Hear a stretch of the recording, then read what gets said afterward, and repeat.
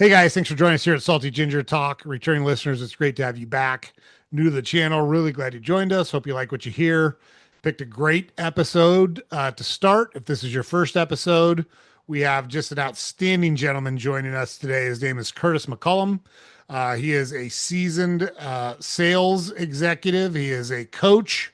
So he's a coach now, but he's got a long history of success in the world of sales and business and personal relationships. He is trained in hypnosis. He is trained in NLP. He is trained in MER, and he helps his clients figure out what's causing them problems or blocking them and helps them get past it quickly so they can become the best version of themselves that they're capable of. Just a great guy. Really glad that we're able to get him on the program. So without further ado, let's bring Curtis on now. So Curtis, thank you so much for joining me here at Salty Ginger Talk. It's great to have you on the channel. Hey, Joe, it's a pleasure, man, to be with you. I know we had a brief talk the other day and I was just chomping at the bit to try to get on the show, man. So I'm happy to be here. Yeah, it's funny. Usually, things took off for us, I don't know, 5, 6 months ago. And so usually when we talk to people, there's a big backlog. And I was excited when I saw your name pop up because there was a little window in there and I was really glad you grabbed it. I actually told my wife about our conversation. I don't usually do that after I'm done. I said, man, I got a guy that I can't wait to get him on the podcast. And here we are. So I didn't have to wait that long. So I'm happy about it. Yeah. Yeah, so what we usually do is we just have our guest, and our podcast just for posterity. Our whole intent is to try to get people to live purposeful lives, and they get to choose what that is. We're not judgmental. We're not trying to steer people one way or another. I think there are some universal truths. You want to be going after something, and you should choose it. If you want to be a ballerina, if you want to be a plumber, if you want to be a lawyer, if you want to be a billionaire, whatever. We're agnostic on all that stuff. You should go after it though. Whatever it is you're doing, you should go after it. And we try to expose our listeners to people who have done similar things or made similar decisions and built a really good life for themselves. And the value in our conversations typically comes when our guests are willing to talk about all of the shitty stuff that's happened in their life and what they've learned from it. As you know, that's where like the person you've become is generally forged in those crucibles. And, I don't know if you drink Dos Equis, but you're one of the most interesting guys I've talked to in a while. And I've been looking forward to bringing you on. So what I like to do, what works pretty well, is if you wouldn't mind doing kind of a broad overview of your life, and then we go back and do deep dives into stuff that makes sense to us. And I know from our initial conversation, we're gonna have no shortage of things to talk about. So I'm excited about it. So the floor is yours, my friend. Yeah, I appreciate it, Joe. I appreciate it. Well, I really got my started about 40 years ago. I wanted to be a motivational speaker, hey, at that time, Zig Ziglar was popular. Tony Robbins had just got started. I did the Far Walk. I did Jim Rohn and Dennis Waitley and Brian Tracy. I just kind of had a university on wheels. So I went into sales. I was winning to sales. It's interesting story is that when I went into sales, I got up in front of my cohort, my training cohort, and told them I was going to be number one in the world. And I gave them my number one speech. And a year and a half later, I became number one in the world. So it's like, that's how I started. And the reason I wanted to do that is because I just didn't want to talk it. Or have book knowledge about it. I want to prove to people that if you apply these principles, you too can become successful. So I went out and did it. And just like most of us who have baggage in their lives, I hit a big roadblock. As soon as I became number one, this is the big kicker. I have to tell you this part of the story. I came number one. These demons start to say, you're not good enough. You're not worthy. Nobody likes you, yada, yada, yada. The day of my celebration, standing in front of 1,000 people in the company, I stood up and I quit the company. I kind of dropped the mic.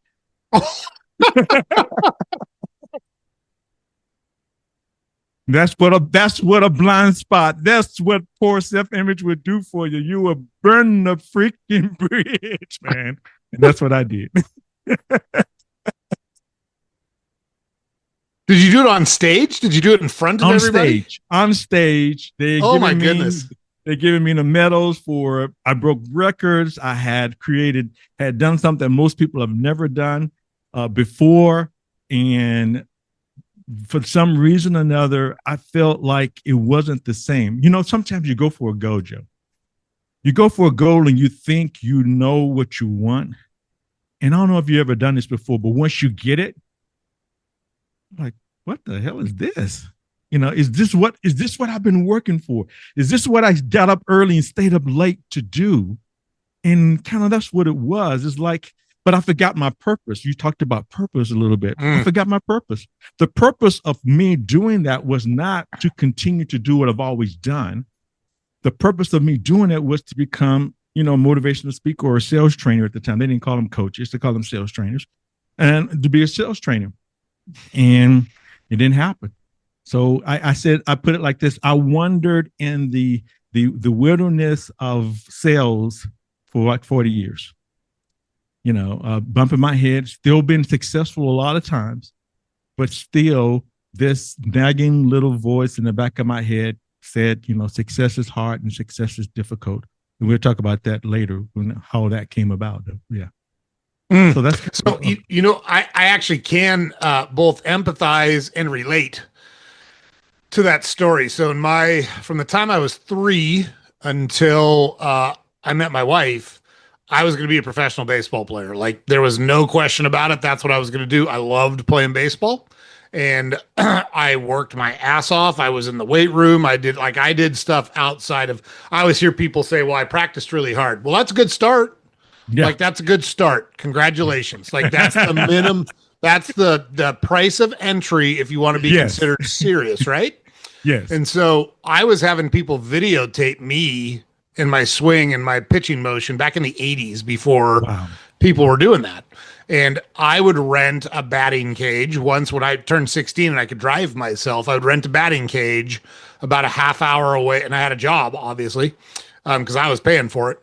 Yes. Once a week in the off season, I would go rent a batting cage once a week. And I would take my swings and I would throw to a catcher and I would do all that work, et cetera, et cetera. So I wind up as a Division I scholarship athlete, and I'm talking to the Reds, the Cubs, and the Padres about a free agent deal because, compared to the average person, yes, I was a great baseball player. As a professional baseball player, I would have been extremely average.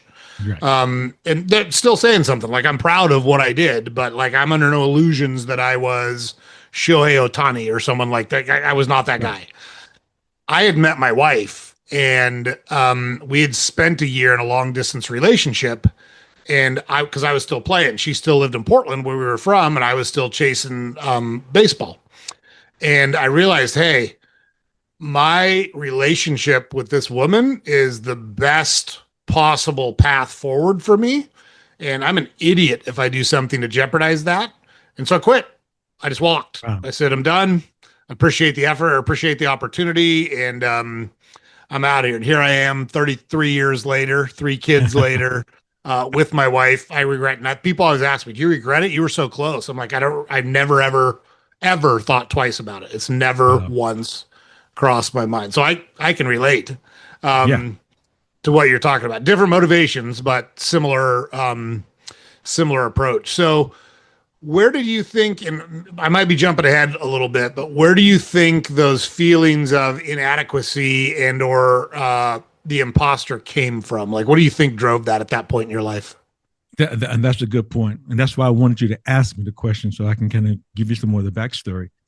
And believe it or not, this is really interesting. I really just figured out what it was about 2 months ago. 2 months. I bet. That makes perfect sense. Ago. Yep. Right. 2 months ago. As you well know, I'm certified as a clinical hypnotherapist, and I'm also a master practitioner in mental and emotional release, which is a technology that helps people get rid of the traumas and some of the blind spots that they have. And also I'm a master practitioner in neurolinguistic programming, which is called NLP.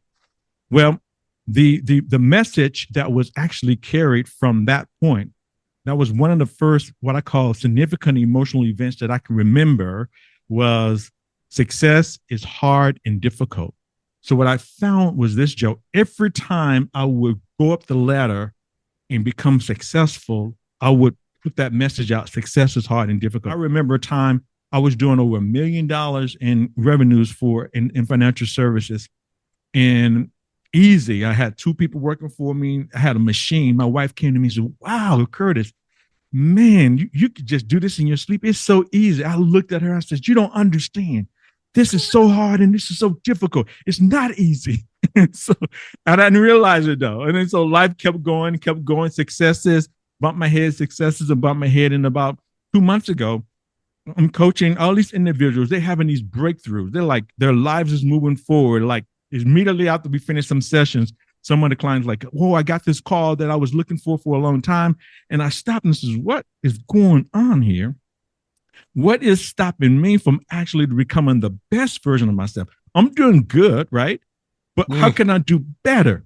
Well, I did a session with one of my coach friends of mental and emotional release. It takes about 10 minutes. And we went back to try to figure out or get some learnings from success is hard and difficult. And what happens is with that technology, you kind of float above your timeline. It could be mystical. It just float above your timeline. You go back down into that. You look down on the area where you feel like the trauma happened. For me, what came up was I was around 2 years old. And that's kind of what I saw in my mind. I didn't know anything what happened at 2 years old. You don't know, but I had a feeling that success is hard and difficult. Well, long story short, I called my mom just to verify, I says, "Mom, what was happening with me at around age 2? This is what she said. You remember I told you before, the message that was coming in my mind that success is hard and difficult. This is what she told me. "Oh, baby, we're from Mississippi, country boy. Like, oh, baby, I remember around 18 months, I was pregnant with your sister. She was about to be born. And I didn't want two babies in diapers at the same time. You were around 18 months old. And it was hard and difficult for you to be potty trained."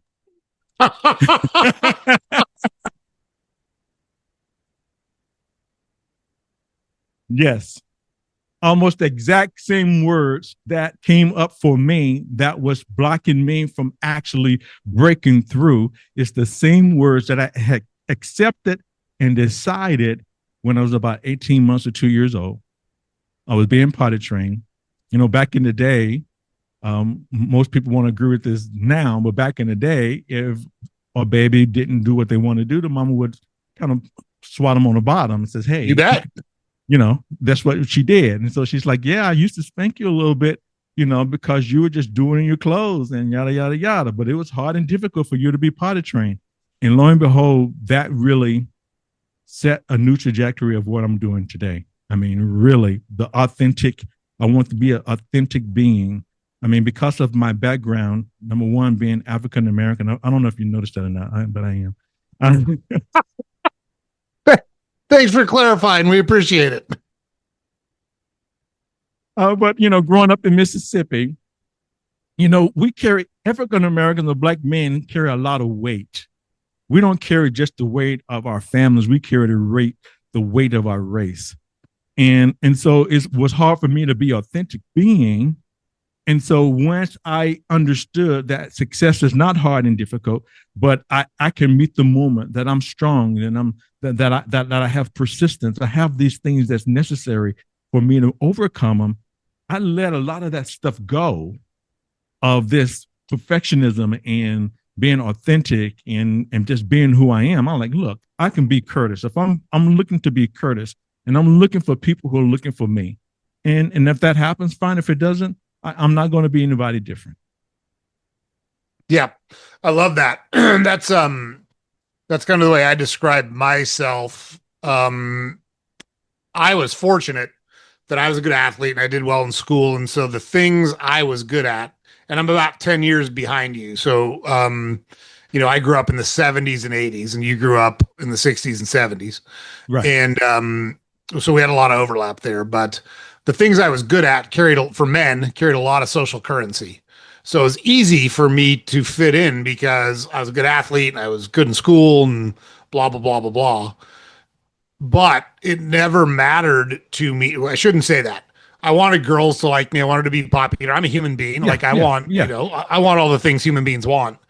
but I was never willing to be someone I wasn't to make those things happen. And I've been very consistent about that throughout my entire life. Now, I bring up those things I was good at because it clearly was a lot easier for me to be that way than a lot like, if I'd have been born with asthma and 5'3" and 90 pounds and with dyslexia, maybe I would have seen it very differently and I would have thought about things very differently. I bring that up because you talked about growing up in Mississippi in the Yeah. 60s and 70s being an African American man. And I'd like to spend a little time on that because I don't have any of those experiences, but I'd love to hear from your perspective. I look at our society today and it feels like people focus on race a lot more than we used to. I think this is just my opinion for what it's worth. Yeah. And I think some of that was necessary to drag the problems we still have out into the light. But I think we manufacture a lot of the narrative that I hear in the news and the media because I look around in my everyday life and I interact with people of all races and all ages and all religions. And I don't have any problems with anybody. They don't have any problems with me. I get there's some people out there that do, but it seems like it's a lot better now than it used to be. But that's obviously my experience. I've been a big white Irish guy my whole life, and so I lived in a different world from a different perspective than you have. I'd love to hear your experiences if you wouldn't mind talking about them. Oh, absolutely. Number one, yeah, I was born in the 60s. I can recall when I went in JCPenney when I was a young, maybe 3, 4, 5 years old, and I could look up at the signs in JCPenney. One said colored and one said white, meaning that we had separate water fountains. All through my high school days, we were the first class that was integrated, that went 12 years of integration. We didn't have a black and white dance. Well, the blacks had dances at what we call the teen center, and the white had dances at the country club. We never commingled the races all through my high school days. So that was kind of that. So part of my being is because I was African American, I was good in sports and I was smart. And that's kind of where I would say part of the imposter syndrome came in at, because I always put up a facade that I had it all together. Especially being my father was a preacher. And when the past, he was a preacher. He was a fire and brimstone preacher. And so one of the in Mississippi. So everybody was going to hell every Sunday. Somebody's going to hell, and I felt like I was one of the ones that was in line to go to hell. So I'm like, oh my God. So I tell people all the time. I wrote an article about it. I know I'm sidetracking a little bit. I wrote a piece about it a few days ago. You can find it on YouTube.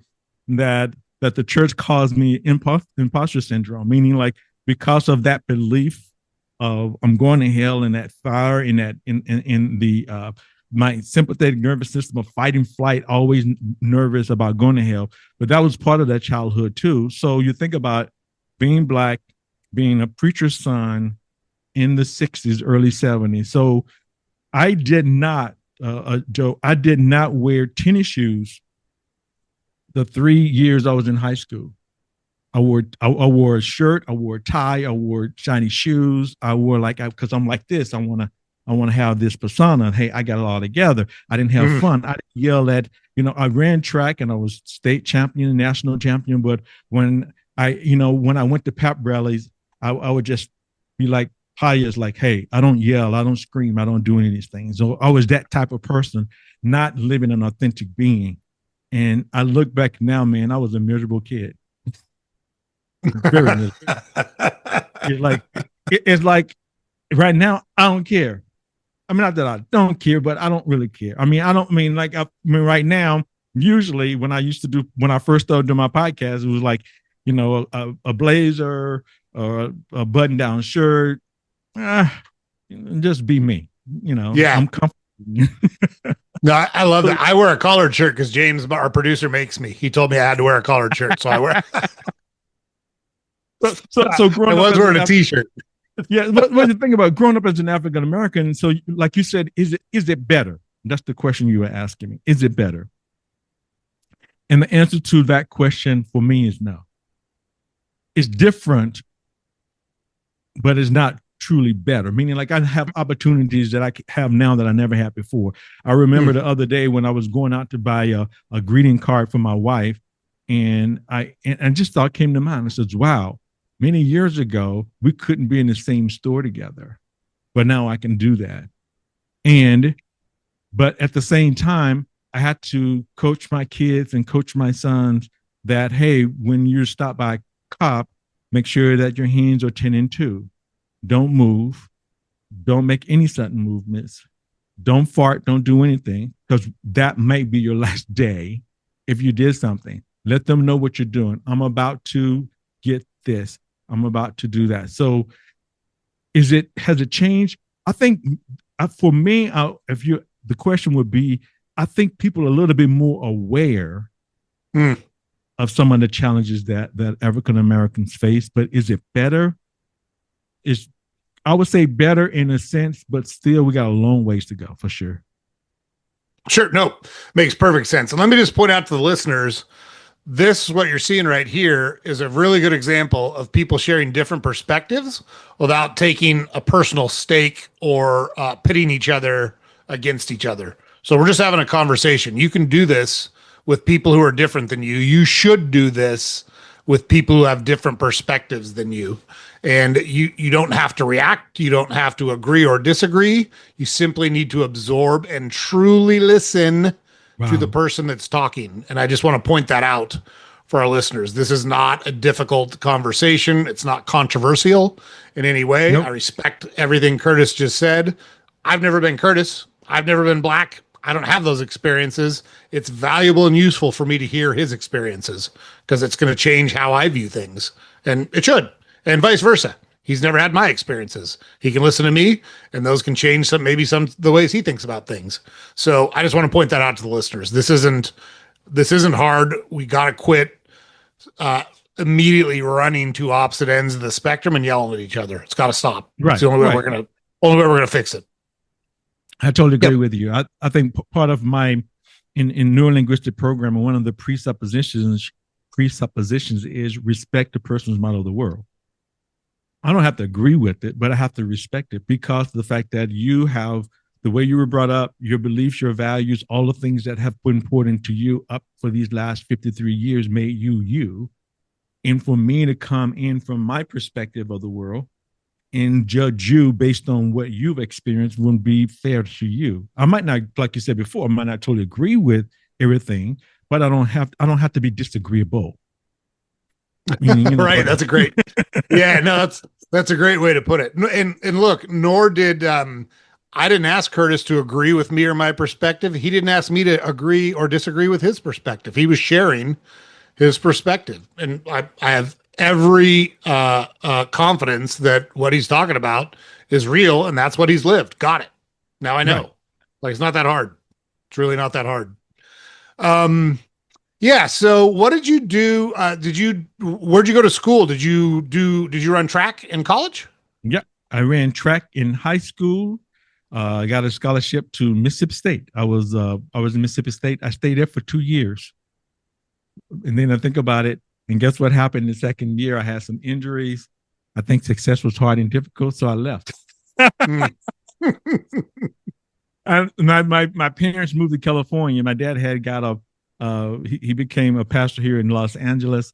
I moved to Los Angeles my second year in college. I started working immediately, had a lot of success. I became a retail manager. I broke their records again. It was a 5-year program. I did it in 3 years. Was doing extremely well. Did it about 7 years. And then I went into sales. That's when I went into sales after 7 years. So yeah, that's kind of where I started there, right there. Got it. What made you, so I know you said earlier you wanted to be a motivational speaker. What do you think drove you? It sounded like you were doing really well where you were in terms of retail sales and or retail, and then you wanted to make a change. What do you think drove that motivation to want to make a change at that point in your life? I think when I looked at it, because as a retail manager, I was working probably about 60 hours a week. Yeah. And one of the thoughts came to mind, like, wow, what if I put 60 hours into myself? And that's when I became an entrepreneur, truly with no no salary, no nothing. I remember my mom was like, "Are you crazy? What's happening with you right now?" And so I quit and went into sales, went into insurance sales. First year or first 6 months, I failed miserably. I mean, the company I went with went broke.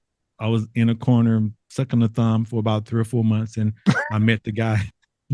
I met a guy. His name was Bob Coburn, and we hit it off. And he taught me sales. He basically mentored me in sales, and within like I said, within a year and a half, I was number one in the company because of his mentorship.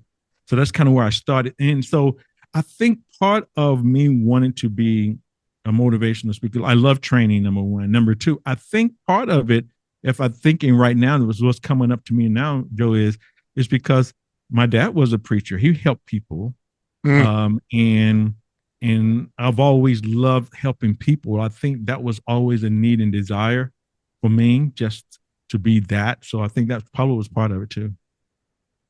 Got it. I love that. And the reason I asked that question, so we have a wide variety of people. It's a very eclectic group that comes on to Salty Ginger Talk, all high caliber people, but they all have different approaches. They all have different experiences. Sometimes we talk about subjects that are really heavy. We've had people on that have suffered really difficult things in their childhood, like sexual abuse, incest, those kinds of things. We've had people who have lost children, and like we had a guy that his 16-year-old son was killed in a drunk driving accident. And what they do uh, to get past those things and build a new life after they happen, and that's one of the important things. Is they Right. happened, like those things have happened. There's no changing them. You cannot unring the bell. There are times in your life when good things are going to happen to you and really bad things are going to happen to you. Yes. But you still have a responsibility to continue to push forward and live your life after whatever events happen to you actually happen to you. And all of them have two things in common about how they move forward and when they finally start to get to a better spot. And first, you got to be ready to get to a better spot. And you're well more Absolutely. trained. Yeah, Yeah. you're more trained in this than I am. And we'll talk about this as we work through our conversation. But all of them take action. All of them. Yes. Like there is no, like you said, sit and suck in your thumb. No one's going to wander in your living room and make it better. You've got to make those things happen. And second is they change the focus of control from internal, how is this going to impact me, to Yes. external, how can I impact other people? And when they do those two things, when they take action and they focus those actions on helping other people, that's what billionaires do, by the way. That's how they get rich. They don't get rich by focusing on themselves. They get rich by solving other people's problems. And that's how people build their own personal life where they want it to be, by focusing on solving other people's problems. So, anyhow, that's why I asked that question. I would have been Yeah. shocked if that wasn't your answer. It's kind of a loaded question, but I knew what you were going to say. Well, that's fine. I mean, and that's a good point too. I like to point out to when individuals are in that situation, one thing you should never do is ask yourself why. Why is this happening to me? Well, because why basically, what that does with the subconscious mind, it finds all the reasons, all the crappy things that ever happened to you, and kind of you continue to rehearse that. I love what you said. Now you ask yourself, how can I move forward? What do I need to be doing? What is it I need to learn from what I've gone through so that now I can have some movement going forward? And like you said before, it's like, so, success, life is life. Life is a journey. And even with me, I think I shared with you the other day is that 4 years ago, we lost our oldest son. Mm. And so I've experienced that too. So when I talk to individuals, I tell them that number one is that a lot of the things that you've experienced, I don't know what you're going through. I never say I know what you're going through. I know about or something similar I've gone through. Maybe you can learn from what I've gone through. But that's one of the most challenging things I've probably experienced was when we lost our son 4 years ago. Yeah, we've got a couple folks on that have lost children, and look, from my perspective, I have three grown sons as well. I just can't think of anything worse. I can't think it's it's against the natural order of things and it's not supposed to happen.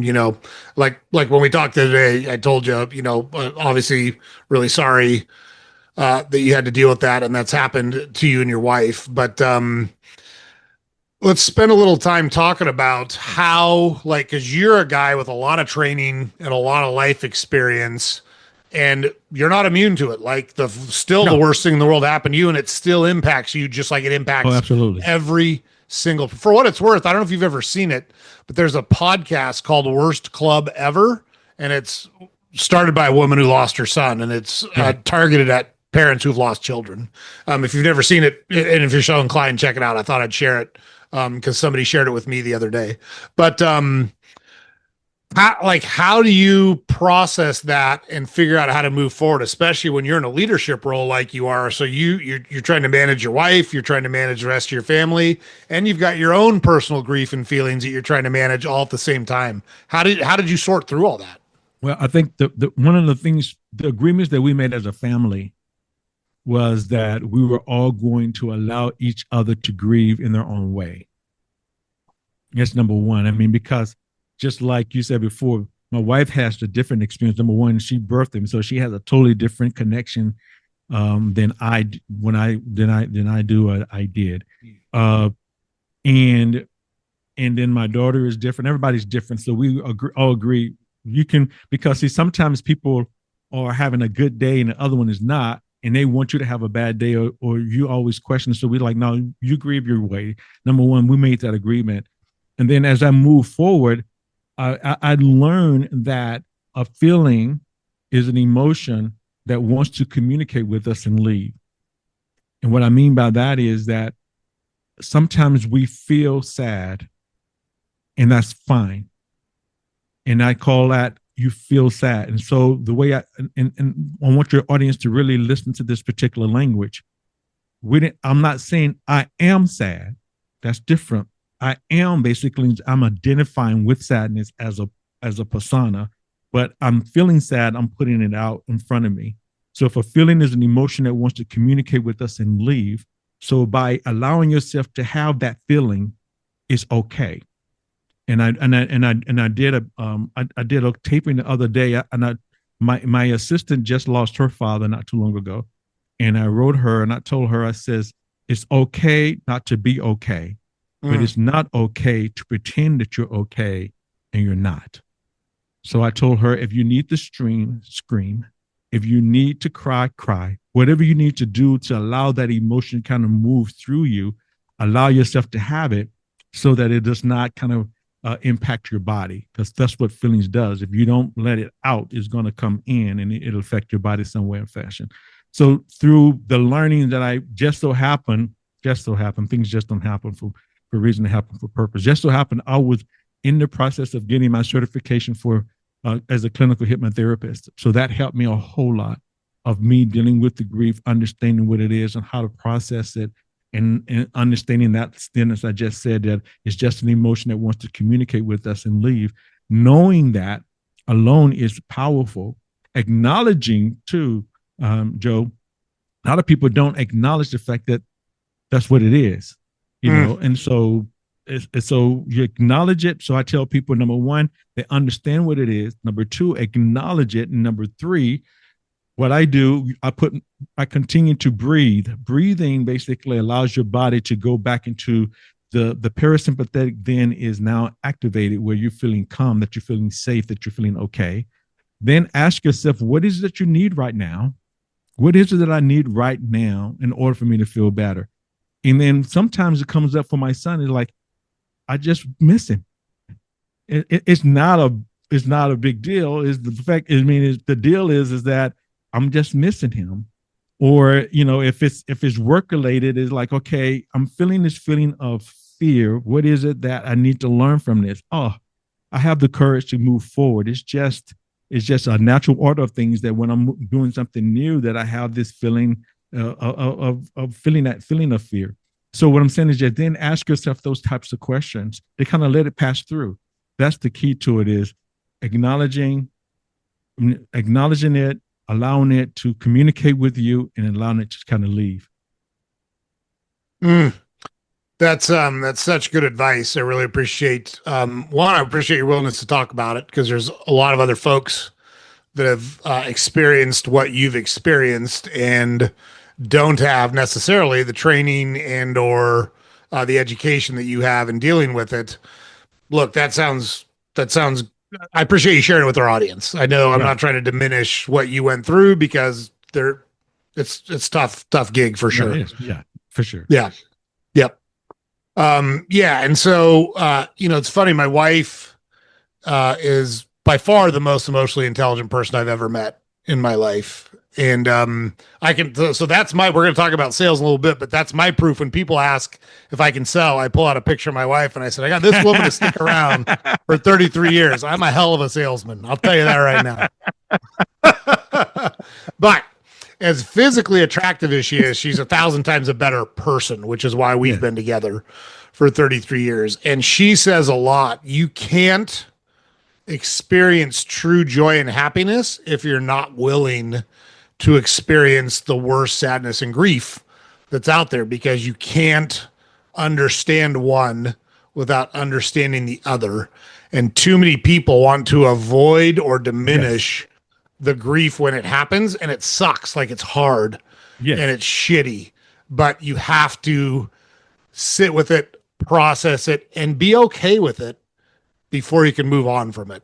Absolutely, absolutely. I mean, the pastor side of me. For 4 years, I was a pastor. There's a passage of scripture that talks about that in the book of James. He says, "Count it all joy when you fall into diverse temptations, knowing this, the trying of your faith worketh patience." Meaning, like when you're surrounded by trials and tribulations, different colors, different hues. Then he says, "But this is his." He says, "But let patience have her perfect work." That's where people kind of try to abort it. They don't want it to go through it. They want to go, they want it to go away. You can't, it doesn't work. You got to go through it because the end of that passage says, because once you go through something, Joe, then you have the learnings so that when it comes up again, you can easily go through it again.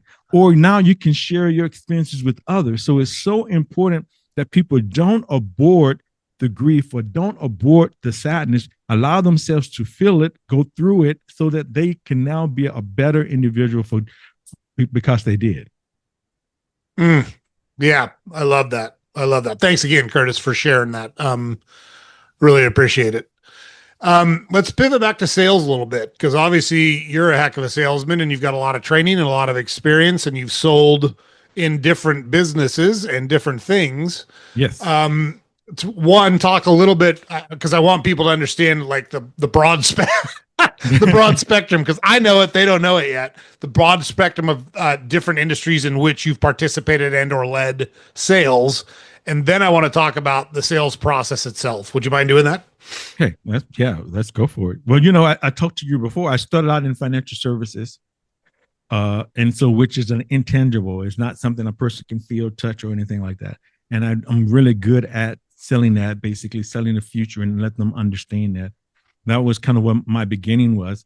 And then you remember I talked about the fact that I went through this wilderness of being lost and not knowing what to do. So during that period of time, I sold everything from windows to adjustable beds, whatever I had to do to make sure that my family was fit. That's what I sold. I think I can remember a day I was selling an adjustable bed to this guy, and he was huge, about 400 pounds, and the house smelled like I can't even. So I would go in and do a piece of the presentation, hold my breath, run back out, take some air in, and then run back in and do another piece. But I got the sale. That's the key. I got the sale. So, so I've sold everything in between. Then obviously, then I went back to financial services. That's when I did over $1 million in sales and really kind of honed in my skills of knowing my numbers and understanding what I needed to do in order to count. I think Jim Rohn says, just count. What are you doing? Ask a person what are they doing. I know what, based on your results, I can tell you what you're doing or not doing. So that was kind of my sales journey. And then some of the key parts to sales for me is rapport. I did an article many years ago called Rapport Factor. I believe that the sale is kind of made in the first 60 to 90 seconds when I'm making this spiritual connection with the individual. And I think I shared with you, being a 6 foot tall Black guy in financial services, we used to go do these workshops. And most of my clientele was 65-year-old little white ladies. And so we would go to their house, we would sit in the house, and we would sell them on an investment. We would say $100,000 investment. We would get up from the kitchen table. We would go to the bank. I would get in their car, drive their car to the bank, go in the bank, standing behind this lady.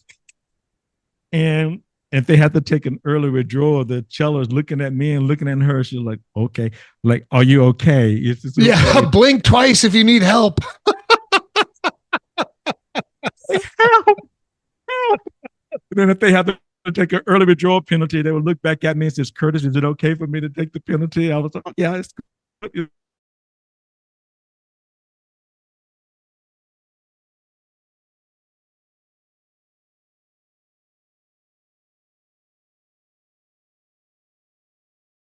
As you well know,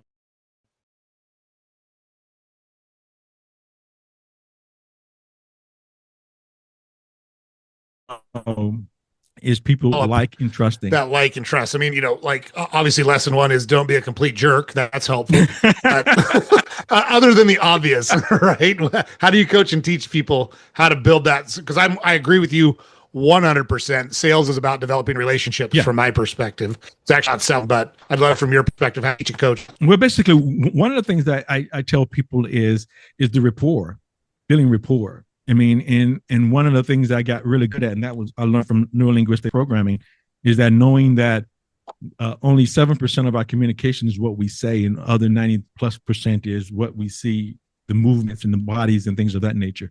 And so I got really good at mirror and matching my clients so that they can have this sense of feeling like, man, like we've known each other for life. And like if back in the day when we used to use the telephone, I don't think they do that anymore. When we used to telephone, if I was calling up somebody on the telephone and that their voice tonality was, high, like, hello, and then I would kind of mirror and match that tonality. Hello, this is Curtis, at the same tone, at the same frequency that they're doing, so that when they heard that, they made them feel good. Now, one thing I cannot teach, I can't teach you to be honest. That's something you just have to innately have. Yeah. And that's one of the things that I always prided myself in, is that I'm always going to do the right thing for the client. If I have to walk away from something, I'll walk away from it, but it has to be a win-win situation. I'm winning, they're winning, and the company wins. So it has to be win-win-win back in the day. So you can't teach trust, but you can teach strategies on building rapport, asking the right questions and having the right pace, and watching the client, what I call being very sensory conscious to what the client is doing. So like right now, if I said, oh yeah, I just noticed that you move your mic just a little bit, I'm watching those little things. Or now you're blinking your eyes. So I'm watching those little things like that, so that now I know what the client is doing or not doing. I used to be able to look at the client, because some of the concepts I was selling was kind of complicated. So if they had this look on their face, I'm like, okay, you didn't get what I just shared with you. the glazed over look, yeah. So I said, well, now I need to do, maybe they need something written so they can see it, or I need to tell them something because they're more verbal, or they need to touch something because they're more kinesthetic. So all of those little things that I learned in neurolinguistics, I kind of did, and I started to do them naturally. So I don't even know where end starts and end at this point. Yeah, it's I reading the room and reading the people you're talking to is so much of it. So I have a funny story that you'll appreciate on this. So, I've been in the grocery business for most of my life, 30 plus years. And I worked at a wholesaler, and we were responsible for bringing programs and opportunities to our retailers. And so we set up a program where once a quarter, we'd have the leadership, the owners and the store managers of all of our independent retailers. We had huge customers too, like Safeway was a customer, Stop and Shop was a customer, Target was a customer. But we had all these little independent guys too that were great business people. These were family businesses, and it mattered. So I took my responsibility as one of the people that was responsible for driving sales and margins in their stores very seriously. And I found this bakery program. So if you think about going to wherever, Walmart, Target, there's always like, really good bakery product out in their bakeries. That's hard for an independent to do. I found this guy that had a thaw and serve program that was outstanding. Like it tasted like scratch baked product. The pricing was good. And so his name was Dimitri. I'll never forget it. He's a Greek guy, and he was a great guy and a Greek guy both. But his name was Dimitri because he was from Greece. And so I said, "Hey, look, Dimitri, these guys are no bullshit guys. I'm going to set you up for success here. When you get a yes from these guys, all I want you to do is say, thank you very much. I appreciate your trust in us. I'll come back to you with the details and get out, because I'm herding 30 vendors through this thing in 8 hours. You know what I mean? Like, Yeah. I set it up perfect. His stuff was so good. I set it up so, and the grocery business is an early morning business. So we started this meeting at like 6:30 a.m., which was late for grocery guys. The grocery guys usually start at like 5 in the morning. We're all nuts. So they all ate breakfast. Then they all do this long meeting. They're sitting in a room. They're starving at 10:30. And so while Dimitri goes up to make his pitch, I send someone around with samples of his product. Like, I don't care what Dimitri could have said, I am the devil, and they would have bought this stuff because it was so, I love it. it was so good. So I see them. I send these people around with the samples, and I see people nudging each other. And you try this one. There And you go. the lead guy, maybe 5 minutes into his pitch, says, this is great. We want the program. And so I look over at Dimitri. Nope. He's in full sales mode, and he keeps going. And I can see these guys getting agitated. But the problem was the way the room was set up, it was in like a half moon. And you as the presenter were kind of in the middle of the firing group, Right, you know? right. And if there was any way I could have gone up there and grabbed him by the shirt and yanked him out of the chair without it being really awkward, I would have done it. He got done. I'm like, Dimitri, he almost talked himself out of it. They were so irritated with it. And I said, he got done. I'm like, Dimitri, what happened to getting a yes and getting out? And he's like, well, it's such good product, and I wanted to make sure they knew everything. I'm like, dude, learn to take yes for an answer. When you get yes, shut up. Like, this is not hard. Right. Basically, like you said before, he was not reading the room. You did. You saw the room. Because you can always make the sale, get the signature, and says, oh, by the way, let me explain to you now how this really works so you can have a better understanding. But you already got the paperwork signed at that point and not almost losing the sale. But so absolutely. Reading the room. And that's what a lot of guys don't read the room. They don't read it. They don't see it.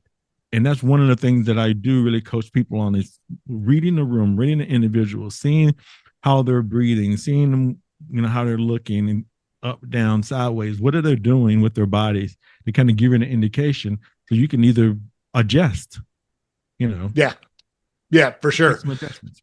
Curtis, if you would talk a little bit about being told no, right? Because that's what, like, the salespeople are, I don't understand this because I'm not this way. Like, this was my high school dating career. I got no a lot, but I wasn't afraid to ask.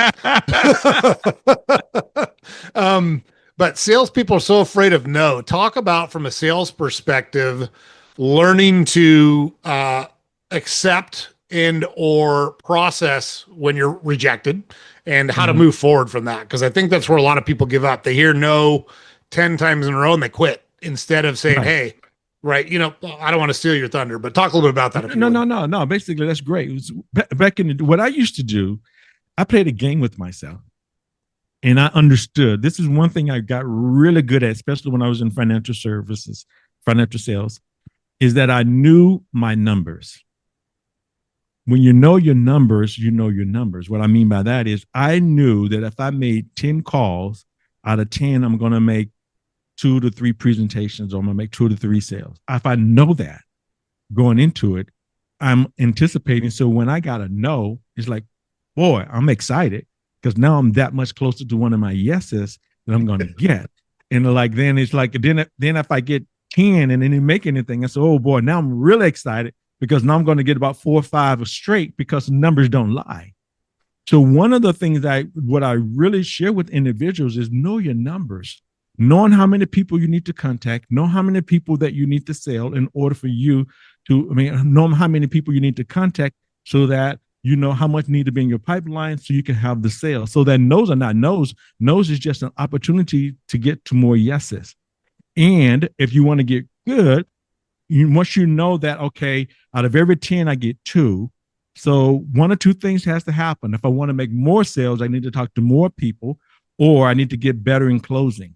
That's when you can start to now hone in those skills to kind of increase your average, like your batting average is like, that's the key to it is you only get so many times at bat. Either one or two things have to happen is that I need to try to get up more times, which there's no guarantee. And what you said you did was you went to the batting cages. You stayed up early, stayed up late, finessing those stance and finessing that swing to make sure that you have a better opportunity to increase those numbers. That's what I tell people. I love that. That's a great approach. So no is part of it.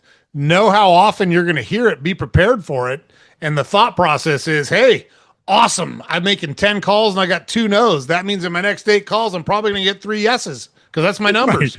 Right. That's my numbers. I know my numbers. I mean, that's the whole idea is if you know what your percentages are, that's what they are. If you consistently do that, and that's what I used to keep. I mean, I kept copious notes. I mean, like every time. So I knew when I was doing $1 million in sales and financial services way back in the day, I knew almost to the penny how many people I needed to see, how many people I was going to sell, and I knew based on my numbers what the end of the month was going to be. And 9 times out of 10, that's what the numbers were.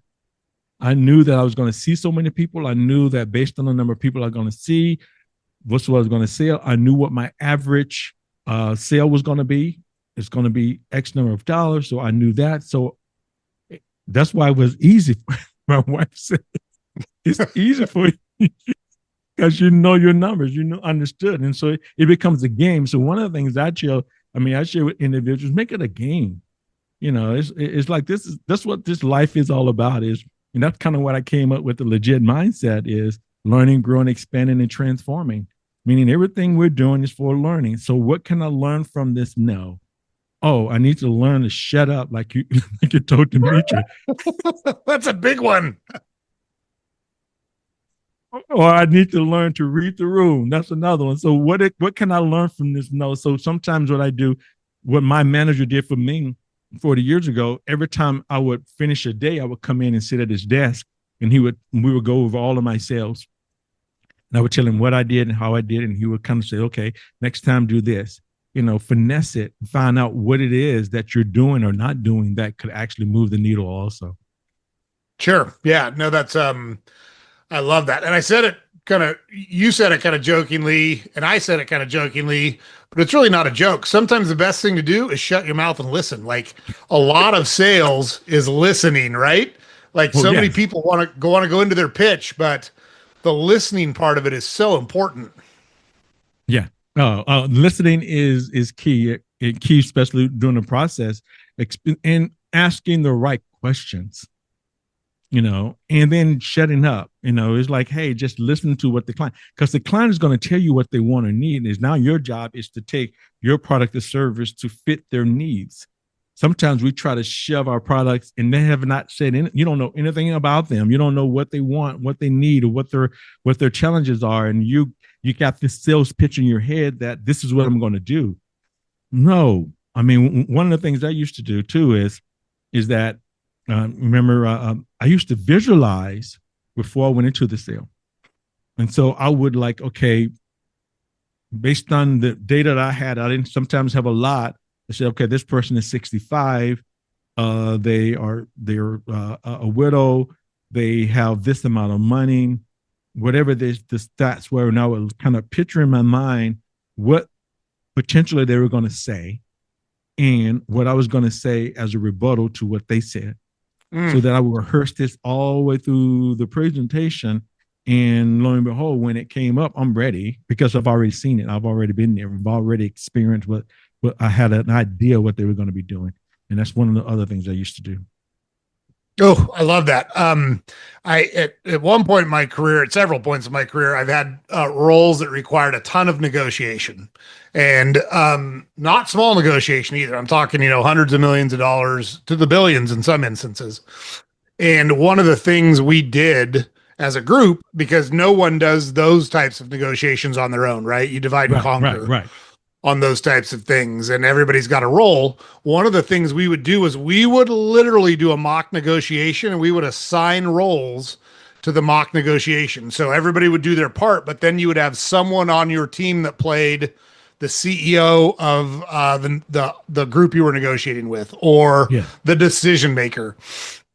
And we would do exactly what you just talked about. Try to anticipate what the objections were, try to develop solutions. And we always called it solutions because we don't want to Right. argue, right? This Right. typically was with a customer or a vendor, someone we were going to do business with on an ongoing basis. So this was not a single transaction, zero sum game. We needed Right. to maintain relationships with people, but people get real emotional when you're talking about hundreds of millions of dollars. They take it, Imagine. they take it pretty serious. So we would literally role play that stuff. And I'm such a big fan of that. I did the same thing, visualization, in my athletic career. I would Yeah. sit before, like as a pitcher, I would sit before a game and I would picture the catcher putting a one Yeah. down and pointing to the outside corner. So Yeah. fastball outside. I would picture myself throwing a fastball at the knees on the outside corner, and I would do that 25 times. Then I would Yeah. picture an inside fastball 25 times. Slider, curveball, same thing. So, yeah, totally love that approach. I know it works. At least it works for me. Yeah. I don't think it's just me, but No, yeah. no, no, no. Basically, that I remember Dennis Whaley used to talk about that. Talk about it's just like drill, meaning like you do the action you want to accomplish in your mind. So when you're shooting, if you were shooting free throws, you don't visualize the failures. You visualize yourself seeing yourself actually making the basket over and over and over again, and the mind remembers. Mm, It doesn't know the difference between reality and something that's not real. Because this is a test for your audience. Have you ever been in a movie and you know it's a movie? You're looking at the screen, and all of a sudden, you know what's about to come, and you respond. Your body still reacts or responds the same way. And so that's kind of even what I teach my clients too, is the understanding the power of the mind, how it works, because that's a part of trance. People says, I've never been hypnotized. Well, yes, you have, because you've been driving before. You're driving down the street and your mind goes, your critical faculty stays engaged. Your subconscious mind allows you to make it home safely. You look up, you at home, you're looking at your beautiful wife, like, what the hell happened from the time I left to the time I made home? Because your subconscious mind took over. And that's kind of what I try to do too, Joe, is teach people how to do that on purpose and with purpose. What if that you can now control how you're thinking and not let other people control you? That's the power of it. Is now that's part of the visualization, understanding how this works and understanding how the subconscious mind works, so that now you have the power to move the way you want to move and not let somebody else dictate how you want to move. mm. So that's a perfect segue. I love everything you just said. It's a perfect segue because you have been trained to the nth degree on how the human mind works. So much so that you are certified as a clinical hypnotherapist. You're an expert in mental emotional release and in NLP. And I'd like to cover all three of those topics. I defer to you in which order we cover them, but I'd like to talk a little bit about all of them. And just for the listeners, Curtis, we've referred to it a couple times, but Curtis's business now is coaching. He's a teacher and a coach and a mentor, and that's what he does. And so I want to kind of illustrate all of the skills and abilities that he brings to the table if you decide that you are looking for someone to help. And let me just do my shameless plug for coaching. And this has nothing to, Curtis isn't paying me a dime. We're doing this because we like having good conversations together. But I always go back to athletics because it's how my small little mind works. But Tom Brady is widely regarded as the best quarterback to ever play professional football. At every point of his career, even after he had won 7 Super Bowls, he had a quarterbacks coach, he had a head coach, he had an offensive coordinator, he had a running backs coach, he had a receivers coach.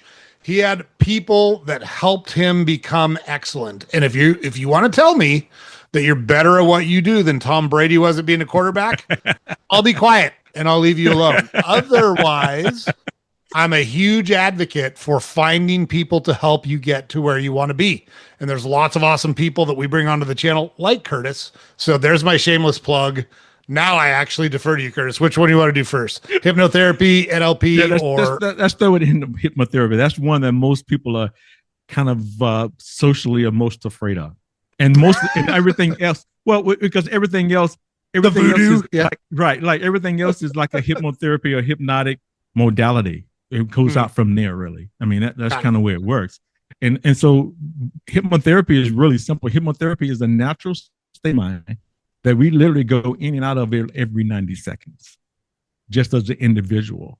And the difference is that what happens is that the subconscious mind, so the critical faculty is that part of our mind that kind of gives us that voice.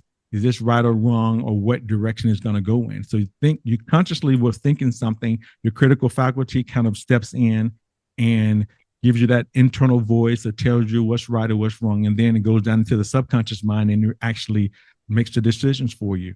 What we do with hypnosis is we help you relax the critical faculty so that it doesn't block the communication with the subconscious mind, so that now we can help reprogram what's now whatever you came in, whatever the issue is. If it's not making sales and you're afraid or whatever that is, we need to change that belief that's deep in your subconscious mind so that now you can see, sense, and feel it subconsciously, which is 95% of your behavior. Then the 5% kind of goes along with it. Is hypnotherapy a good approach to deal with procrastination, do you think? That's one way. I mean, with procrastination, we could probably do it a couple of different ways. Number one, what is the cause of the procrastination? Everything that procrastination could be, we could maybe do that with neurolinguistic programming, where is that we figure out what the trigger of the procrastination is. Usually everything has a strategy. We all run programs or strategies in our minds.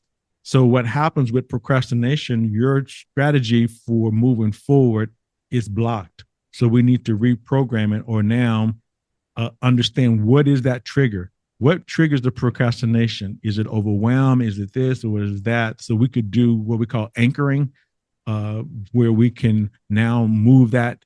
You just kind of instantly, when you think of this, you do this instead. You know, like a person says, oh, they bite their fingernails and they're about to come up to bite their fingernails. Instead of them biting them, they now stop and look how beautiful they are, because now we've reprogrammed the trigger. The trigger is not to bite the fingernails. The trigger now is to admire the fingernails. So we could do something with that for procrastination, or we can do something with hypnotherapy where now while you're in trance, I talk to the subconscious mind, says when you move forward easily and effortlessly. Once you come to the end of your day, when you feel like this is going to happen, you're going to do this instead. So we can program it that way too. So both ways they work. What made you pursue becoming a licensed hypnotherapist? Why did you decide to do that? Good question. I love that question. Well, number one, when I became number one in the world, I practiced self-hypnosis. So I would listen to a hypnosis tape in the morning before I went to work. I would listen to a hypnosis tape when I got home. That it was called Ultra Monetary Success by Dick Sufton. That was my first hypnosis that I really delved into. So I knew that it worked. So now I'm solely focused. I was in the zone more times than not. I was in flow because I remember I broke records and I did things that most people never were able to do. I was able to come in the month of December. I was 100,000 points, $100,000 in commissions behind number one at that time. And so I was able to now visualize exactly what I needed to do in order to overcome them, knowing what they were probably going to do in the month of December. And I beat them at like 5,000 or 5,000 points. So that's kind of what the power of that. So that started there. So when I went into coaching 6 years ago, I got a certification as an executive coach. I was an executive coach. And I was doing executive coaching, and I'm really and truly, I hated it. I'm like, oh my God, this is coaching. This is not for me, you know? And so then I remember, I said, this is not what I used to do to become successful. What was it that I did as an individual to become successful? I said, oh, I did hypnosis or hypnotherapy, and I also did neuro-linguistic programming. That's what I did. So I went back and I got a certification, over 1,200 hours of studies for as a clinical hypnotherapist, and I went and got my master practitioner in neuro-linguistic programming, also master in mental and emotional release, to kind of now become the coach that I wanted to be, knowing that I can make some really deep changes, not just surface stuff. Oh man, I love that. Couple things pop into my head. One, you didn't accidentally get good at all this stuff. You worked really hard, did a lot of learning, did a lot of training. And I think that's worth calling out because, like I talked about negotiation earlier, when I got my first job, that I had to negotiate a lot of stuff. And it was obviously at a much smaller scale. That's the other thing. Like, you don't start off, they didn't just throw me in a room and say, hey, let's just grab Joe and have him negotiate this big deal. So, the first stuff was really small, and I didn't feel like I was very good at it or I knew enough about it. I'm certainly not afraid to ask questions. I'm certainly not afraid to be aggressive, but that's actually not a real good negotiation tactic, by the way. So I started doing a couple things. One, I started listening to audio tapes, just like you did, and from people that talked about negotiations, and learned some of those tips and techniques. Another thing I would do, and if you're a used car salesman, I apologize to you in advance right now, but once a quarter, I would pick a car and I would say, I'm going to go try to negotiate the best possible deal I can get on that car with no intention of ever buying it. So I would go, because I thought, hey, used car salesmen are pretty good negotiators. Yeah. And so if I can figure out how to work them and get a good negotiation done with them, then I'm probably developing pretty good skills. So I would do it like, I don't know, once a month, once a quarter, it was something like that. My wife used to say, you're nuts. Why are you doing this? I'm like, I want to be good at what I do. Like, this is really good training. I can't think of a different way to train. But the reason I bring that up is because to become really good at coaching defaulted to what made you really good at what you had done previously in your life, right? And I did the same thing as like an athlete. I worked my ass off and I trained really hard. That's the only way I knew how to do it. So I said, if I want to be a good negotiator, why don't I work my ass off and train really hard? I bet you I can get good at it if I do it. So I love that. I love that approach. And I love that that's what your motivation was. That is so cool. You had talked about, I love NLP, and I'm nowhere near experienced at it or understand it nearly as well as you do. So I'm hoping you can talk about it in more detail and kind of make it make sense to our audience. Right. Well, basically, NLP is neuro-linguistic programming. Is neuro, mind, linguistics is the language that we speak, not just verbal language. And programming is the strategies that we actually run. So everybody runs strategies. You have a love strategy. You can ask your wife, what's important to you when it comes to love. She'll tell you her strategy.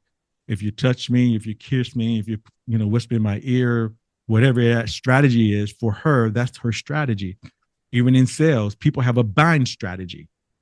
So sometimes if a person understands their buying strategy, meaning like, what do they need to see? What do they need to feel? What do they need to hear in order to make a buying decision? So in neurolinguistic programming, what that does, what it did was it took a lot of therapies, a lot of other different modalities, and figure out what was the strategies that the best of the best did in order to get a result faster, quicker, and easier. Instead of me knocking my head up against the wall to figure out something, I just come to you and says, okay, Joe, how did you do this? He says, well, the first thing I did was that. Then I said, hold it. No. But what did you do right before you started this? Oh, what I did was I stretched my head. Is that important?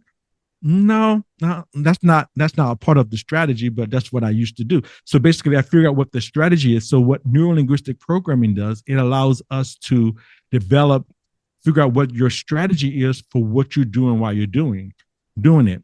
So now if you have a negative strategy of procrastination, there's something that you're running, there's a program that you run that causes you to feel like, or cause that feeling of procrastination.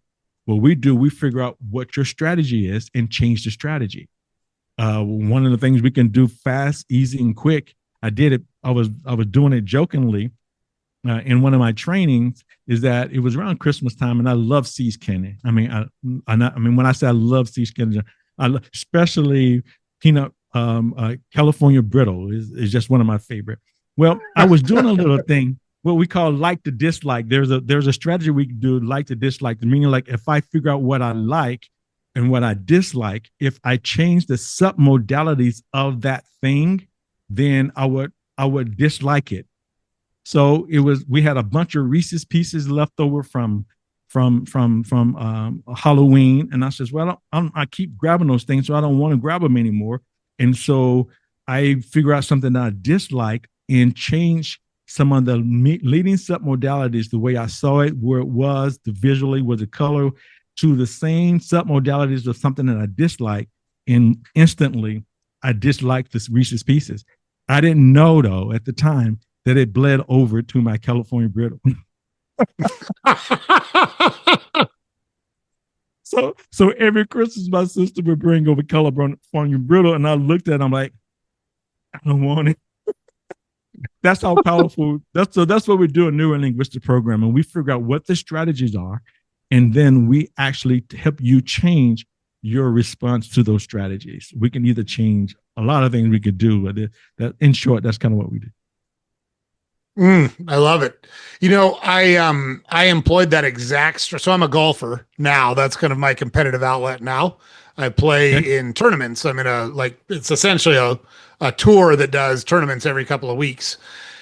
And I have not been putting well at all, which is weird for me because I'm actually a really good putter. Like the spatial relationships, I've always been able, that's why I was good at baseball, judging distances and speeds and those, I'm good at it. Right. And for some reason I was not putting. And I realized that I was putting an intent, like I was over a putt thinking, I got to make this putt, which is the exact opposite way of doing it, right? I know that's not the right way, but for some reason I had allowed that to creep into my head. So now what I do when I stand over a putt is, hey, we're not afraid of putts. That's all I say. I say to myself, we're not afraid of putts. Right. That's You're your a strategy. good putter. Right. So basically what you're doing now is basically what you did was interrupt that old pattern of trying to, and now you relax the critical faculty of what you see, sense, and feel, and now you're able to putt. That's the thing about it. Everybody can do this. We do it all the time. The difference is that as a coach, I can help you get there faster, quicker, and easier than you're trying to figure it out, but we could get there. Same thing. It's like we start running, you corrupted the program of you being a good putter.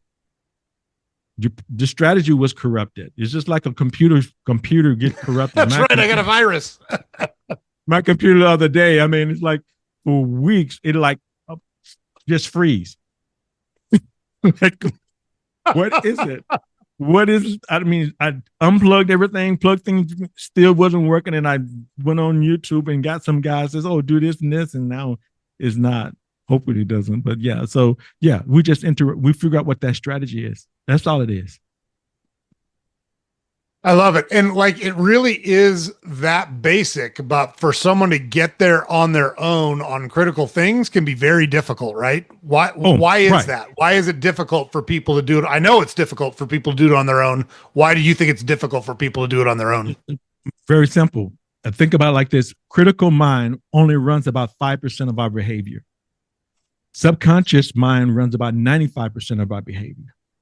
So if you were a betting man, if you had to bet on 5% versus 95%, 95% every day and all day, every day. Every time. Yep. Every time. Because so it's like we'll just say like, I want to make $100,000. That's my goal.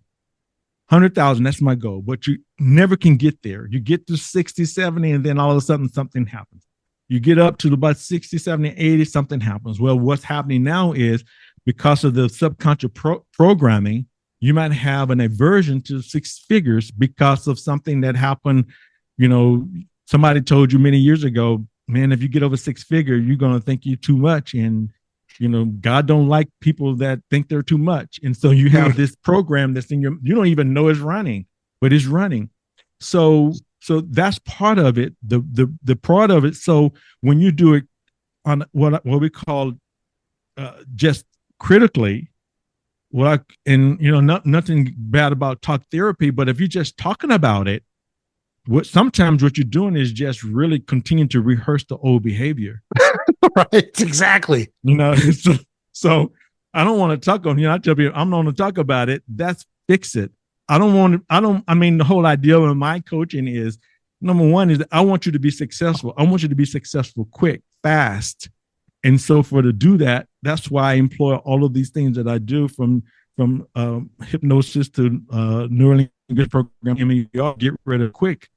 Literally, a person can come in my office on Zoom, like we're doing right now, and something that for me, let's go back to myself, something I've been carrying around since age 2.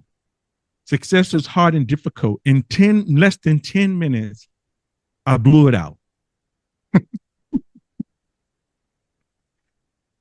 Since 2, now 61, blew it out in less than 10 minutes. So that's what we're talking about. The power of not talking about it, but actually just allowing the subconscious mind to reprogram it. If I reprogram from the roots, then I can do it faster, quicker, and easier. And to use a modern analogy, all you're doing is rewriting the computer code, right? You want the computer to do something different.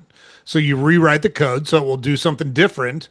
That's the old if-then command in computer language. If this happens, then this happens every time, no matter what. Every time. Right. Right. And that's kind of what we're doing, because I don't know, you remember when I first went to college, I was going to be a computer programmer. Back in the day, they didn't have laptops. We used to have to go to the programming room with a stack of cards, just like this. I remember those. And so we used to have to go to the person that had this big old mainframe in the back, and you would hand it to the lady, and you were hoping that she wouldn't drop them, and she would put them inside this machine, and the machine would read the X's and O's. And if one card had a mistake, it'd go into a loop. And you have to figure out what that one card is. And that's kind of what we do. We figure out, you got this stack of cards that you are running. The program is perfectly fine, but one card, one thing is actually causing you to loop. If we can reprogram that one card, sometimes it's a small typographical error that I used to have. like instead of me putting a T, I put an I. That means when it ran through that machine, it spit it out. It had a loop. The thing just would, you run, and never would run the program. So exactly, it's almost just taking that stack of cards like we used to, rewriting that one card, sticking it in here. Now the program runs smoothly. I love that. And yeah, I do remember. So I think I got to about 3rd grade, if I remember right. So I was really good at math. And they kind of ran out. Like, you remember the old flashcards where you do the flashcard race to learn your multiplication tables? I had to play the teacher because I couldn't play any students because I just was better at it than all of them.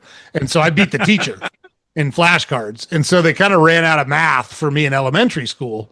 So I started algebra in fifth grade, but Wow. for a while they didn't have anything for me to do during math. So they would send me down to the library and we had an Apple computer and I would learn to write computer code on the very first, that old Macintosh. Wow. Remember the old Yeah. Macintosh Yeah. with the Yep. rainbow apple on it? Yep. Mm-hmm.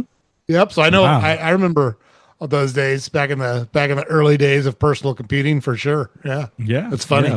That's when I started. Yep. How about MER? Let's talk about that. How does that work? Well, basically, mental and emotional release is clinically proven, and what it does, it helps you release energy around stress, anxiety, fears, and negative emotions. Uh, and I'm not a doctor. I want to give everybody this disclaimer. I'm a coach, and so as a coach, I approach it totally different. Now, if you have a truly medical problem, you need to go to the doctor. Yep. Since I am certified as a medical support hypnotherapist, once you get approval from your doctor for depression or anxiety, if you've been diagnosed, most of the time people say self-diagnosed, I have anxiety. Well, not really. That's something that I can deal with. But if you have been clinically said, hey, you have anxiety and you take your medications, then I would have to get an approval from a doctor to work with you, but I can work with you. But the whole idea of it with mental and emotional release, it basically, you can overcome procrastination, depression, phobias in like 10 minutes. And I kind of described it to you earlier. And when a person comes to me for mental and emotional release, we do a cognitive session with them, try to figure out what is the root cause, what is it that's driving this behavior, what is what I call the greater problem. So when a person comes to me, Joe, and they said, I can't make sales, something is blocking me from making sales. We'll talk about other feelings and emotions that have similar feelings of you not making sales and figure out what is the kind of the root cause of it. And then the bottom line might be, I feel like I'm not good enough. So that session, we figure out that's the greater problem, a feeling of unworthiness or not good enough. So through mental emotional release, I would go through the session and says, okay, Joe, is it okay for your subconscious mind to release this feeling of not being good enough and be okay with you consciously? So I get your permission first. You says yes. Then I ask you the second question. What is the root cause of this feeling of not being good enough? The root cause, so that once it's released, would allow this feeling of not being good enough to release easily and effortlessly. If you were to know, was it before, was it during, or after birth? And I said, don't answer consciously, answer with your subconscious mind, the first thing that comes to mind. Because now a person is going to go internal and they can go anywhere. Now, I know some people may not believe in past lives or past lives or generational trauma, all of that. I can't say I agree or not. Only thing I know is if the subconscious mind tells you that's where it is, that's where we go. To give you an example of that is that one lady was feeling sadness. We says, okay, what is the root cause? The first event that when this is released, will release easily and effortlessly. She says it was 3 generations back, 3 lives back. She said 3 lives. And then she says, well, it was when she was a black lady. She says, I was one of the slave owners took my baby. So that's why I felt sadness. That's what my first incident of sadness. So with mental and emotional release, we now take that information, whatever it is. Like I said, for me, it was 2 years old. So now we float above your timeline. All of us have a timeline, a mental timeline. So your subconscious mind keeps track of all the time things that ever happened to you. You might not consciously remember, but it remembers the feeling that you were experiencing that time. And so we allow you to float above your timeline, look down on the event, get the learning from that event, because learning is what actually allows the subconscious mind to release the energy from it. You get the learning, and then we go above and before the event, because if something happened here and if you go above and before, it's no longer there. So it actually releases the energy from that event almost instantly in most cases. Then we take you down into the event. Now we let you experience it to see, do you still feel that emotion of sadness or whatever that is, or not be.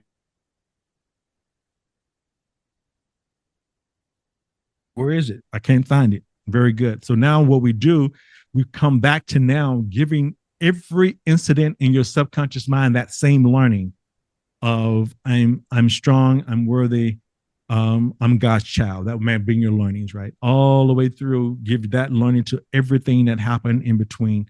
And at the end of that 5 to 10 minutes, that feeling of emotion is no longer there. So now we've released the energy around it. It doesn't, so that's gone. But next, you need to set a new objective to make sure it sticks. Then you need to condition it, because the subconscious mind, if you ever, in batting, if you have a stance, if you're trying to change a batting stance, and if you don't continue to work on it, the subconscious mind is going to go back to what you've always done. You bet. Same thing. So same thing with mental and emotional release. Now you need to condition it. And so what I do as a coach, I create what I call bespoke daily mental supplements. These are recordings of everything that happened in the sessions, all your learnings, all of your affirmations, all the things that we talked about in the sessions. I put it in a meditation so that now you can listen to it. It's about 5 to 7 minutes. So help condition that new behavior. Man. So you've got all these tools available to you. How do you determine how to move forward with clients? Like, what's your process like? So basically, like everything, I have a framework, right? And the framework which I created was learning, growing, expanding, and transforming. That's the framework in which I've done, right? But the key to it is, like you talked about in sales earlier, I have to read the room. That's why I call my company Bespoke, because you may come to me for an issue, the same issue someone else comes to me for, but my approach might be totally different based on what I see, sense, and feel that you need at the time. So, I might have to pull something from here in order to get you to the next step. I might not need to do that for the other client. I might need to spend a little bit more time getting more learnings from you during the mental and emotional release session part of it. So whatever it is, so that's one of my advantages, is that regardless of where a person is on their journey, I have a tool that would definitely solve the challenge, whatever they're coming in for. So I read the client. The client tells me what they need, then I give them the solution. Nice. And that was what, so like, obviously I went through and did my preparation out of our conversation. And I did notice that everything is tailored.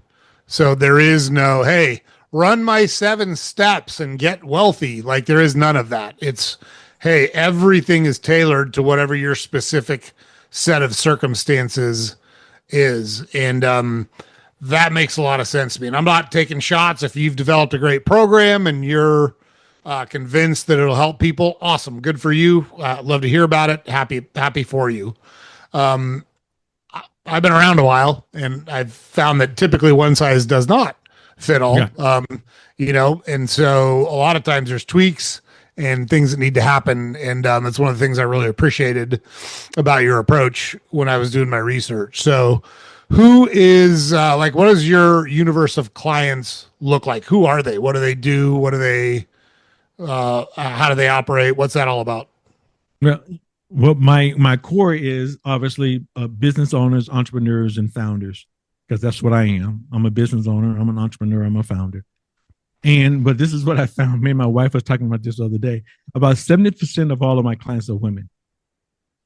I guess because they can get more in touch with their feelings, or they're willing to acknowledge that they have a problem. And not only do they, and then on top of it, and they're willing to do something about it. I just wrote, this past week, my wife came to me and says, honey, I noticed that this was about your clients. And so she came up with this brilliant idea. So we're creating, I think it's called Something About Emotions, coming out next week. That was her brainchild, but then I just put my touch on it. But it's just so right, is that men freaking just don't want to say, hey, I'm hurting. Yeah. Don't want to say I'm stuck. They know they're stuck. They feel stuck. I've had people, Joe, to come into my Zoom room and says, yeah, Curtis, I see it. I know I need to do it, but I don't want to uncover that right now. I don't want to do. And but I was saying, so most of my guys, most of the people that I work with are CEOs, entrepreneurs, and founders. I can work with anybody. If you feel like you have something that's blocking you, that's something that you really can't put your finger on, what is it that's stopping me from doing what I want to do, becoming the best version of myself, then definitely I can help and support you move to the next level. Love that. So if I'm not making progress as fast as I want or at all towards whatever it is I'm working towards, whether it's a personal goal, a professional goal, a spiritual goal, whatever it is, if I'm stuck, you're a good guy to look up. Absolutely. Because of the fact that this is the deal. This is what I tell people. All of us have blind spots. All of us have blind spots. The difference is in a blind spot is your blind spot preventing you from now growing, expanding, and transforming. Right? It's like if this cup is my blind spot, I'm like, oh, okay, I got a cup here, but yeah, I'm not really excited about it, and I can live with it without it. That's not a problem. That's not something that comes to me for. The problem that comes to me for now, I got this cup and I'm trying to move past the cup and I can't get past the cup. I don't know what the hell to do to get past this cup. I see the cup. I understand the cup. Cognitively, I want to get past the cup, but for some reason or another, I can't figure out what it is. I don't know, but I have this feeling of something that's blocking me. I can't get past this cup. My job then is to figure out what is it that's blocking you in this cup for you so we can either move the cup or now heal the cup. The cup now turns into a nice like water bottle so that now you have a totally different association to the cup. Yeah, it reminds me of the Marcus Aurelius quote, the obstacle is the way. So whatever it is that's preventing you from making progress, the only way to prevent that or change that or solve that is to go towards it. It sucks. Yeah. It's not fun sometimes, but there is no get out of jail free card to go directly to go collect $200 like there is in like you got to do the work, and we've talked about it. Got to do it. Yes, several times in this conversation. So, you also do a podcast. Talk a little bit about your podcast. Yeah, I do a podcast called the Curtis McCullum Show. What we talk to entrepreneurs, founders, and those guys, CEOs, entrepreneurs, and founders about mindset challenges. What is it that while they're not successful, or what made them successful, and some of the challenges they've gone through in order to become successful, and share some strategies with my little small universe on how to improve themselves in doing so. Yeah, that seems like an offshoot of your business. Is that what motivated you to start the podcast? Oh, yeah, absolutely. That basically, with the podcast, what it does, it allows me to talk to individuals I never would have talked to before in my life. Some top-notch entrepreneurs come to the show, these founders and these CEOs that I can have a conversation with them. Sometimes, Joe, is like, for me, it's selfish. It's like, wow, I want to know. Totally. I'm like, that's what I love about that.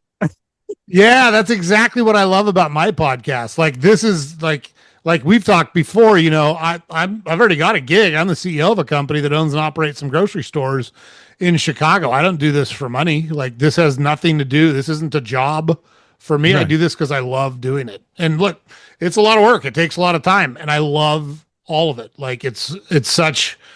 I learn so much, and I get to meet so many awesome and interesting people. Like, for a little bit, I say it's a little bit of work. It's more work than I make it sound like it. Right. But like, I love it. Like, why would you not do this? It's wild. Yeah.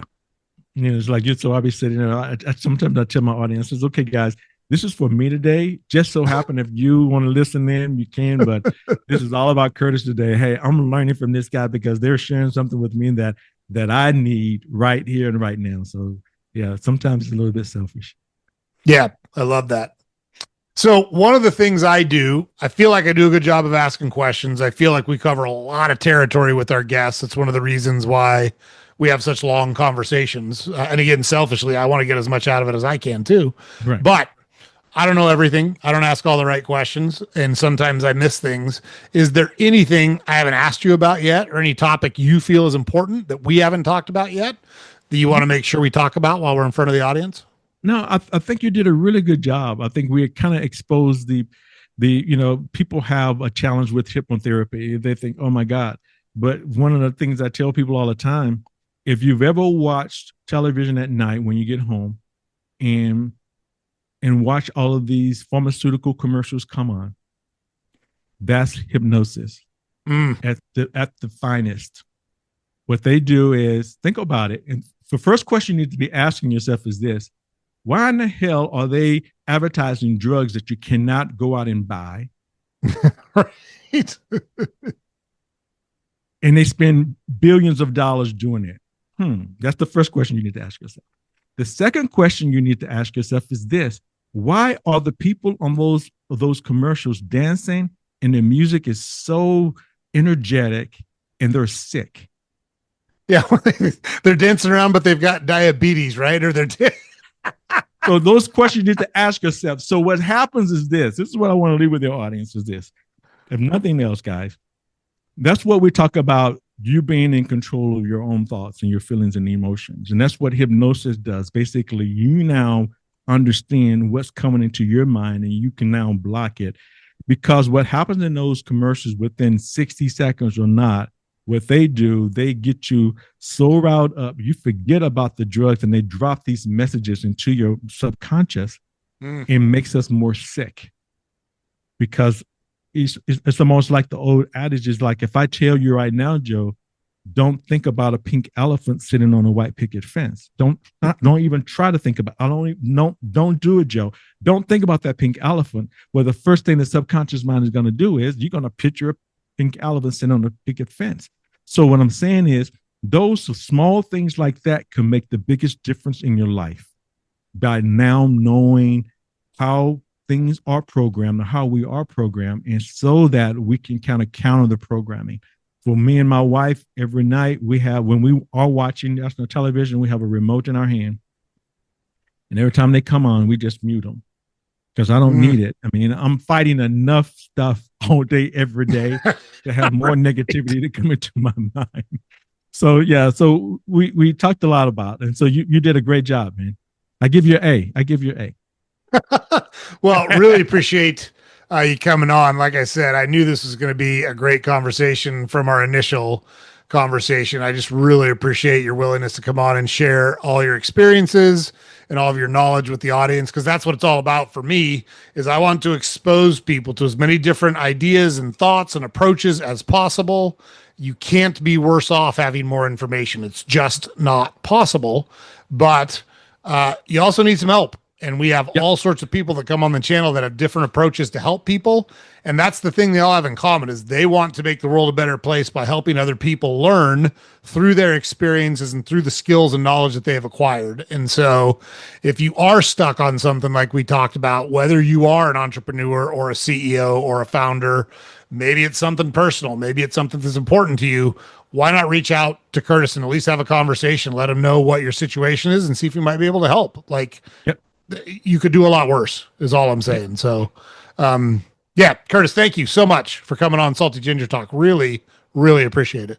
Man, it was my pleasure. I knew we was going to have a good conversation. I've been talking about you the whole week with my wife too. We've been married for 34 years, a year or two longer than you. And I've been saying, yeah, I'm talking to Salty Ginger this week. She's just laughing. Who's this joker? I said he's gonna be salty too. I said yeah. It's gonna be everything gonna be flying everywhere. Oh my gosh, it's good stuff. I try to keep it under control. It slips out every once in a while, but there you go. I will to defend myself. I do say there's been lots of studies that show that people that curse on a regular basis are typically very trustworthy, very loyal, and very intelligent. So, all right, well, I like that study. Me too. It's why I cite it all the time.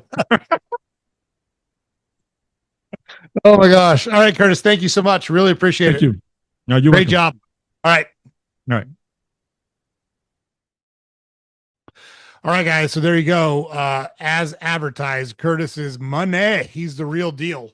Really enjoyed our conversation. Really trained and educated guy in these mental techniques that can help you build the life that you want. You heard him say, he typically works with CEOs and founders and entrepreneurs. If you're not one of those people, but you still want some help on things in your life and getting past things in your life and making your life better, why not reach out to Curtis? He tailors his program to your needs. He finds out what it is that's you're dealing with and what you're working on, and figures out ways to help you develop systems and think differently so you can build the life that you want. So James puts it up over here every day. Head over to our website, saltygingertalk.com. All the podcast episodes are there. Links to all the social media accounts are there. We publish a newsletter every weekday you can subscribe to there. Like, share, comment, subscribe to the podcast on whatever platform you consume it on. We're going to keep finding awesome people like Curtis. We're going to keep giving you good tips and techniques and thought processes to build the life that you want. You don't want to miss any of that stuff because it's awesome. It's good for you to build the life that you want. And those are the people that are listening to our podcast. Really appreciate the support. Make sure you catch our next episode. We'll see you there.